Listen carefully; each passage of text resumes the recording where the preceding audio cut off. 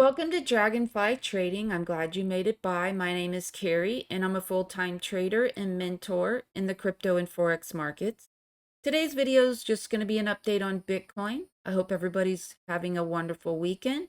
I am having a Memorial Day sale. Check out my website. The link is in the description below. All right, so what is Bitcoin doing? Well, let's remind ourselves of the big picture. The big picture is this leg the start of a bull run? Well, if it is, it would need to be a 1-2, 1-2, which is a nest. We will get more into that when we get on the lower time frames, but it would mean that it needs to hold the top of the prior 1-2 and blast to the upside in a bull run. The next option is that we're not going back on a bull run, but this is going to go higher, a higher bear market rally. Bitcoin can achieve that by putting a connector wave here and giving this leg a partner to the upside that could potentially get very high, even take the all-time high. And then the last option is that this bear market rally is over, that it was a C wave, and that this leg is now giving itself a partner to the downside. All right, so let's talk about the most bullish option first, and that is the nest. It is assuming that this is a 1 and a 2, and that we're in the current 1, 2. This would be very, very bullish. Now, when you make a nest of a 1, 2, 1, 2, the last 1, 2 finds support on top of the previous 1, 2.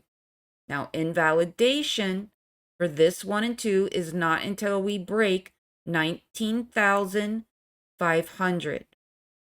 But probability shifts greatly when it doesn't hold support on the prior 1. Also, because this 1 and 2 is lower degree, you want your wave 2 to be smaller in time than your previous wave 2. So this correction needs to end very soon, and we'll talk about that also. All right, and then the next option is that we're not going on a bull run, but it needs to put a connector here, meaning that this needs to make a connector, potentially filling the gap, and it will give this zigzag a partner to the upside, which could get very, very high. All right, and then the last option is that this was a C wave and that the prior trend is going to continue and give itself a partner to the downside. We will dig more into that when we dig into this correction. All right, so let's talk about this correction.